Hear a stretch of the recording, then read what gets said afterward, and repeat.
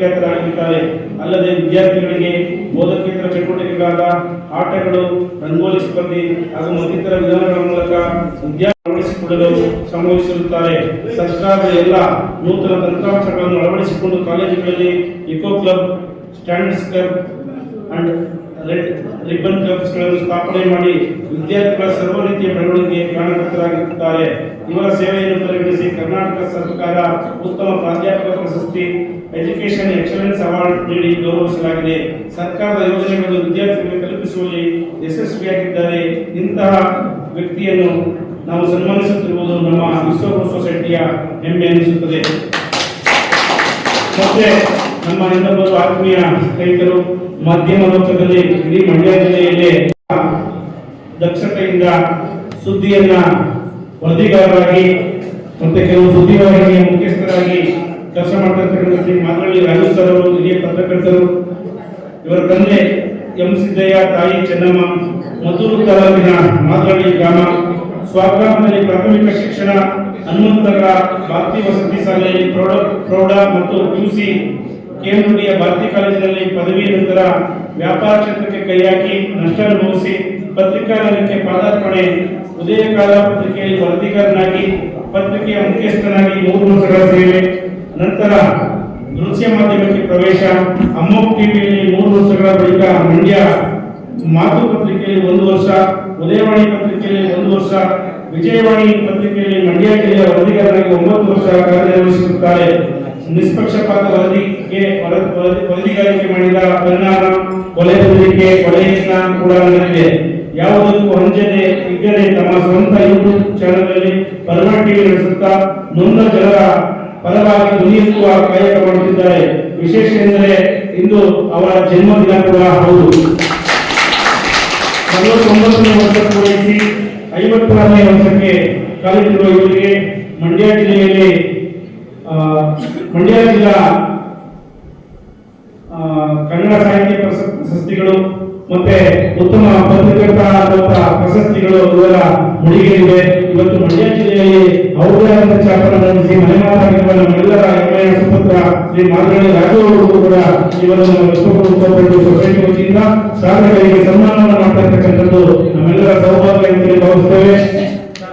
ಈ ಇಬ್ಬರು ವ್ಯಕ್ತಿಗಳು ಇದೇ ರೀತಿ ಮುಂದಿನ ದಿನಗಳಲ್ಲಿ ಎಚ್.ಎನ್. ಗಿರೀಶ್ ಸರ್ ಅವರು ಒಂದು ಶೈಕ್ಷಣಿಕ ಕ್ಷೇತ್ರದಲ್ಲಿ ಹಾಗೂ ಮಾದರಳ್ಳಿ ರಾಜು ಸರ್ ಅವರು ಹಿರಿಯ ಪತ್ರಕರ್ತರಾಗಿ ಅವರು ಉತ್ತಮವಾದ ಸೇವೆಯನ್ನ ಸಲ್ಲಿಸಿರ್ತಕ್ಕಂಥ ಮಾತನಾಡಿ ಸುಸಂದರ್ಭದಲ್ಲಿ ಹೇಳ್ತಾ ಅವರ ಇಬ್ಬರಿಗೂ ಕೂಡ ಈ ನಮ್ಮ ಒಂದು ವಿಶ್ವಗುರು ಸೊಸೈಟಿ ವತಿಯಿಂದ ಸನ್ಮಾನವನ್ನ ನಿರ್ವಹಿಸ್ತಾ ಇದ್ದೀವಿ.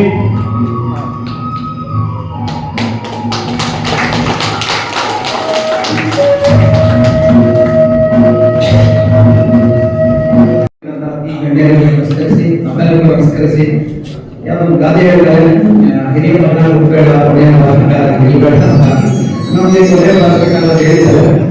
ತುಂಬಾ ಖುಷಿ ಆಗ್ತದೆ. ಯಾಕೆಂದ್ರೆ ಸಹಕಾರದಲ್ಲಿ ಇಂಡಿಯಾದಲ್ಲಿ 1904ರಿಂದ ಪ್ರಾರಂಭವಾಗಿ 125 ವರ್ಷಗಳಾಗ್ತಾ ಇದೆ. ಅದರಲ್ಲಿ ಸಾಕಷ್ಟು ಏರಿಕೆಗಳಿದೆ. ಸಹಕಾರ ಸಂಘಗಳನ್ನ ನಡೆಸೋದು ನಮ್ಮಂತ ದೇಶದಲ್ಲಿ ತುಂಬಾನೇ ಕಷ್ಟ. ಒಂದು ಸಹಕಾರ ಸಂಘ ಚೆನ್ನಾಗಿರ್ಬೇಕು ಅಂದ್ರೆ ಎಲ್ಲ ಸದಸ್ಯರ ಪಾರದರ್ಶಕ ನಡವಳಿಕೆ ಮತ್ತು ಕಮಿಟ್ಮೆಂಟ್ ತುಂಬಾ ಬೇಕಾಗುತ್ತೆ. ಆ ನಿಟ್ಟಿನಲ್ಲಿ ನಾನು ಮೂಲತಃ ಮೈಸೂರಲ್ಲಿ ಹೊಸೂರದ ವ್ಯಕ್ತಿ. ನಾನು ಇಲ್ಲಿ ವೇದಿಕೆಯಲ್ಲಿರ್ತಕ್ಕಂಥ ಎಲ್ಲ ಪ್ರಶಸ್ತಿಗೆ ಬಾಧ್ಯರಾದವರು ಒಬ್ಬರು ಉಳಿಸೋದಾದ್ರೆ ಅವರು ವರ್ಕ್ ಮಾಡಿರೋದು ಹೊರಗಡೆ, ಇನ್ನು ಮೇಡಮ್ ಅವರು ಮೊದಲ ಹೊರಗಡೆ. ನಾನು ಎತ್ತಿನ ಸಂಬಂಧ ಯೋಚನೆ ಮಾಡಿದಾಗ ಈ ವಿಭಾಗದಲ್ಲಿರ್ತಕ್ಕಂಥ ಮಾದೇವಿ ಅವರು ನನ್ನ ಕ್ಲಾಸ್ಮೇಟ್ಸ್. ಅವರು ಒಂದು 40 ವರ್ಷಗಳಿಂದ ಹೈಸ್ಕೂಲ್ ಹೋಗುವಾಗ ತಂದೆ KPC ಸೊ ನಾನು ನ್ಯಾಷನಲ್ ಅವಾರ್ಡ್ ಲಾಸ್ಟ್ ಟೈಮ್ ಹೋದಾಗ ನಮ್ಮ ಸನ್ಮಾನ ಬೆಳವಣಿಗೆಗೂ ಸಂಬಂಧ ಇರಲ್ಲ. ಅದು ಒಂದು ಸಂಬಂಧ ಏನಿರ್ತದೆ, ನನ್ನೊಂದು 16 ಸಂಬಂಧ ಬೆಳವಣಿಗೆ ಅಂದ್ರೆ ನಾನು 25 ವರ್ಷಗಳ ಹಿಂದೆ ಬೆಳವಣಿಗೆಯ ಭಾಗವಾಗಿದ್ದಂತ ಒಂದು ಬೇಸಿಕ್ ಯಾತ್ರೆಯಲ್ಲಿ ನಾನು ಹೈಸ್ಕೂಲ್ ಟೀಚರ್ ವರ್ಕ್ ಮಾಡ್ತಾ ಇದ್ದೆ. ಆವಾಗ ಈ ಭಾಗದಲ್ಲಿ ಕೆರೆ ಮತ್ತು ಮಂಡ್ಯ ಭಾಗದಲ್ಲಿ ಒಬ್ಬ ಸಿನ್ಸಿಯರ್ IPS ಆಫೀಸರು PP ನಗರನ ಡೆಮಾಲಿಷ್ ಮಾಡಿದ್ರು. ಡೆಮಾಲಿಷ್ ಮಾಡಿದ್ರೆ ರಿಕವರಿ ಮೀನ್ಸ್ ಆಫ್ ರಿಹಾಬಿಲಿಟೇಷನ್ ಅವರಿಗೆ ಪುನರ್ ಸ್ಥಾನದಲ್ಲಿ ಕೊಡದೇನೆ ಅವ್ರನ್ನೆಲ್ಲ ಸ್ಕ್ಯಾಟರಿಂಗ್ ಆಗ್ತಿದ್ರು. ಅವಾಗ ISO ಕರ್ನಾಟಕ ಈ ಭಾಗದಲ್ಲಿ ಇತ್ತು. ಅವಾಗ ನಾನು ರಿಲಿಜಿಯಸ್ ಅಪ್ರೋಚ್ ಇದೆ, ಧಾರ್ಮಿಕ ಆಚರಣೆಗಳ ಮುಖಾಂತರ ಏಡ್ಸ್ ಅಂತ ಒಂದು ಮಹಾಮಾರಿಗೆ ಜಾಗೃತಿ ಮೂಡಿಸಬೇಕು ಅಂತ ಹೇಳಿ ಒಬ್ಬ ಶಿಕ್ಷಕರಾಗಿ ಸಮಾಜಮುಖವಾಗಿ ಕೆಲಸ ಮಾಡಬೇಕು ಅಂತ ಹೇಳಿ ತುಂಬಾ ಕೆಲಸ ಮಾಡಿದೆ. ಅದು ಮುಖ್ಯವಾಗಿ ಮೆಡಿಸಿನ್ ಅಂತ ಹೇಳಿದೆ. ಹಾಗಾಗಿ ಬೆಳವಣಿಗೆ ನಾವು 1 ಕಿಲೋಮೀಟರ್ ಡಿಸ್ಟೆನ್ಸ್ ಆ ದೃಷ್ಟಿಯಲ್ಲಿ ನಾನು ಸ್ವಲ್ಪ ಹೋಗಿದ್ದೇನೆ ಬೆಳವಣಿಗೆ ಸ್ವೀಕರಿಸಲಿಕ್ಕೆ. ಇಂಥದ್ದು ಸ್ಪೆಷಲಿ ವಿಶ್ವ ಕ್ಯಾಪ್ಷನ್ ಅಲ್ಲಿ ಕಂಡ ಪ್ರಶಸ್ತಿಯನ್ನು ಸ್ವೀಕರಿಸಲಿಕ್ಕೆ ನಾನು ಸ್ವಲ್ಪ ಯೋಗ್ಯತೆ ಅಂತ ಅನ್ಕೊಂಡೆ. ಆಗ ಸುಮಾರು 30 ವರ್ಷಗಳ ಹಿಂದೆ ಏಡ್ಸ್ ರೋಗಿಗಳನ್ನು ಸರಿಯಾಗಿ ಟ್ರೀಟ್ ಮಾಡಕ್ಕಾಗಲ್ಲ ಸಮಾಜದಲ್ಲಿ, ಅದು ನಿಮಗೂ ವಿಕಾಸ ಅಜ್ಞಾನ ಇತ್ತು. ಆಗ ನಾನು PPT ಪ್ರೆಸೆಂಟೇಷನ್ ಆಗಿ ಅವೇರ್ನೆಸ್ ಮಾಡಿದ್ದೆ, ಉಪನ್ಯಾಸಗಳನ್ನ ನೀಡಿದ್ರೆ ಅದು ಒತ್ತುಟಾಗಿಲ್ಲ. ಮತ್ತೆ ಅದೇ ಊರಲ್ಲಿ HIV ಬಂದಿದ್ದರಿಂದ ಸಾಮಾಜಿಕವಾಗಿ ಬಹಿಷ್ಕಾರ ಮಾಡಿದ್ರು. ಬಹಿಷ್ಕಾರ ಮಾಡಿದಾಗ ಒಂದು ಸೂಸೈಡ್ ನೋಟ್ಸ್ ಆತ್ಮಹತ್ಯೆ ನೋಟ್ಸ್ ಆಗೋಲ್ಲ. ಲಾಸ್ಟ್ ಜರ್ನಿ ಕೂಡ ಚೆನ್ನಾಗಿಲ್ಲ, ಯಾಕಂದ್ರೆ ಭಯ. ಅವ್ರನ್ನ ಒಂದು ಯಾರೋ ಅವ್ರಿಂದ ಸ್ವಲ್ಪ ಧೈರ್ಯ ಅಂತ ಪೆಟ್ರೋಲ್ ಹಾಕಿಸಿ ಸೀಮೆ ಹಾಕಿ ದೇವ ಮಾಡಿದ್ರು, ಅದು ನನಗೆ ಗೊತ್ತಾಯಿತು. ಹಾಗಾಗಿ ಎಲ್ಲಿಗೆ ಉದ್ಯೋಗಗಳಿಗೆ ಏಷ್ಯಾ ರೋಗಕ್ಕೆ ಒಂದು ಅವೇರ್ನೆಸ್ ಮೂಡಿಸಬೇಕು ಅಂತ ಹೇಳಿ ನಾನು ವಿಜ್ಞಾನ ಶಿಕ್ಷಕನಾಗಿ ನನಗೆ ಸಮಾಜಕ್ಕೆ ಕೆಲಸಗಳು ತುಂಬಾ ಇಷ್ಟ ಇತ್ತು. ಆ ನಿಟ್ಟಿನಲ್ಲಿ ನಾನು ಮಾಡಿದಾಗ ಏಸಮ್ಮ ಜಾತ್ರೆ ಅಂತ ಮಾಡಿದೆ, ಏಸಮ್ಮನ ದೇವಸ್ಥಾನ ಅಂತ ಮಾಡಿದ್ದೆ. ಆ ಏಸಮ್ಮನ ದೇವಸ್ಥಾನ ಮಾಡಿದ್ದು ಶಿಕ್ಷಕರಿಗೆ ತುಂಬಾ ಕಾಮೆಂಟ್ಸ್ ಇತ್ತು. ಎಲ್ಲ ಹೆಸರು ಏಸಮ್ಮ ಅಂತ ಹಾಕಿದ್ದೆ ಮಹಿಳಾಗಳಲ್ಲಿ, ಏಸಮ್ಮ ಇರಬೇಕಾಗಿತ್ತು, ಇಂಥ ದೊಡ್ಡ ರೋಗವನ್ನು ಸಮಾಜ ಇಟ್ಟಿದ್ದಾರೆ ಮಹಿಳಾಗಳಲ್ಲಿ ಅಂತ ಕಾನ್ಸೆಪ್ಟ್. ಮಹಿಳೆಯರಿಗೆ ವಿಶೇಷವಾದ ಸ್ಥಾನಮಾನ ಇದೆ ಅನ್ನೋ ಕಾನ್ಸೆಪ್ಟ್. ಅವರಿಗೆ ಅವರಿಗೆ ಇನ್ನೊಬ್ಬರಿಗೆ ಜೀವನ ತಾಕತ್ತಿರೋದು ಬೇರೆ ಇದೆ ಅನ್ನೋ ಕಾರಣಕ್ಕೆ ಆ ನಿಟ್ಟಿನಲ್ಲಿ ಈ ಭಾಗದಲ್ಲಿ ನಾವು ತುಂಬಾ ಕಾರ್ಯ ಮಾಡಿದಾಗ ಒಬ್ಬರು ಒಂದು ಬೆಳಿ ಕಟ್ಟಿದ್ರು, ಅದನ್ನ ಬಿಲ್ಲು ವಿನ್ಯಾಸ ಮಾಡುವಾಗ ಹೋಗಿದ್ರು. ಆ ಪತ್ರಕರ್ತ ಏನ್ ಮಾಡೋದಂದ್ರೆ ಯೇಸುವಿನ ದೇವಸ್ಥಾನದ ಫೋಟೋ ಆಂದೋಲನ ದೇವಸ್ಥಾನಕ್ಕೆ ಬರೋದು. ಜನಪರ ಕಾಲೇಜುಗಳ ಶಿಕ್ಷಕನೊಬ್ಬ ಯೇಸುವಿನ ಮಾರಿ ರೋಗಿಗೆ ಗುಡಿ ಕಟ್ಟಿದ್ದಾನೆ.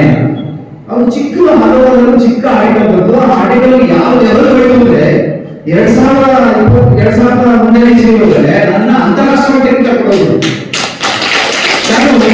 ವಿಶ್ವಸಂಸ್ಥೆಯಲ್ಲಿ ನಡೆದಂತ ವಿಶ್ವಸಂಸ್ಥೆಯ ಹೇಗೆ ಭಾರತದಿಂದ ಪ್ರತಿನಿಧಿಯಾಗಿ ಏಡ್ಸ್ ಅಂತಂದ್ರೂ ಇಂಡಿಯಾದಲ್ಲಿ ತುಂಬಾ ಸೆನ್ಸಿಟಿವ್, ಧರ್ಮವನ್ನು ಕೂಡ ಇಂಡಿಯಾದಲ್ಲಿ ಅಷ್ಟೇ ಸೆನ್ಸಿಟಿವ್. ಟೀಚರ್ಗಳು ಧರ್ಮ ಮತ್ತು ವಿಜ್ಞಾನವನ್ನು ಸಮ್ಮಿಶ್ರಣ ಮಾಡಿ ಏಡ್ಸ್ ಎಷ್ಟು ಸಕ್ಸಸ್ ಆದ ಅನ್ನೋದಕ್ಕೆ ಪ್ರಪಂಚದ ಅತ್ಯಂತ ಶ್ರೇಷ್ಠ ಯೂನಿವರ್ಸಿಟಿ ಆದ ಹಾರ್ವರ್ಡ್ ಯೂನಿವರ್ಸಿಟಿಯವರು ಸಂಶೋಧನೆ ಮಾಡಿ ಥೀಸಿಸ್ ಪ್ರದಾನ ಮಾಡಿದೆ. ಇದು ಗೂಗಲ್ ಅಲ್ಲಿ ಇದೆ. ಸೊ ಹಾಗಾಗಿ ನನ್ನ ಪತ್ರಕರ್ತ ಮೈಸೂರಿನ ಜಿಲ್ಲಾ ಪತ್ರಕರ್ತರ ಒಂದು ಆರ್ಟಿಕಲ್ ನನ್ನ ವಿಶ್ವಮಟ್ಟಕ್ಕೆ ತಗೊಂಡಿದ್ದು 2024ರಲ್ಲಿ ಮೋದಿ ಅವರ ಇಂಟ್ರಾಕ್ಷನ್ ಸಿಕ್ತು, ರಾಷ್ಟ್ರಪತಿಯಿಂದ ಸನ್ಮಾನ ಸಿಕ್ತು. ಆ ಒಂದು ಮಂಡ್ಯದ ಭಾಗದಲ್ಲಿ ನನಗೆ ಕೊಟ್ಟಂತ ಸಪೋರ್ಟ್ ಅಂತ. ಹಾಗಾಗಿ ವೇದಿಕೆ ಮುಖಾಂತರ ಮಂಡ್ಯ ಜಿಲ್ಲೆಯ ಜನತೆಗೆ ಪೂರ್ವದಿಂದ ಧನ್ಯವಾದಗಳನ್ನು ಅರ್ಪಿಸ್ತೀನಿ. ಯಾಕಂದ್ರೆ ಇದು ಕೂಡ ಮಂಡ್ಯ ಭಾಗದ ಸಿಂಹ ಭಾಗದಲ್ಲಿ ಇರುತ್ತೆ. ಸೊ ಹಾಗಾಗಿ ನಾವು ಈ ಸಂದರ್ಭದಲ್ಲಿ ವಿಶ್ವಗುರು ಕೋಆಪರೇಟಿವ್ ಸೊಸೈಟಿ ಎಲ್ಲ ಪದಾಧಿಕಾರಿಗಳಿಗೆ ಮತ್ತು ಈ ಕಾರ್ಯಕ್ರಮ ಆಯೋಜಿಸುವ ಎಲ್ಲ ಕಾರ್ಯಕ್ರಮಗಳಿಗೆ ಧನ್ಯವಾದಗಳನ್ನು ಅರ್ಪಿಸ್ತೀನಿ.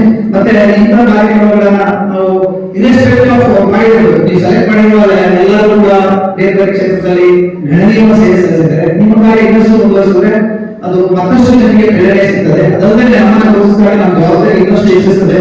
ಈ ನಿಟ್ಟಿನಲ್ಲಿ ಎಲ್ಲರಿಗೆ ನನ್ನ ಹೃದಯದ ಧನ್ಯವಾದಗಳು ಅರ್ಪಿಸಿ ಅವಕಾಶ ಮಾಡಿಕೊಟ್ಟಂತಹ ವಂದಿಸಿ ನನ್ನ ಮಾತು ಮುಗಿಸುತ್ತೇನೆ.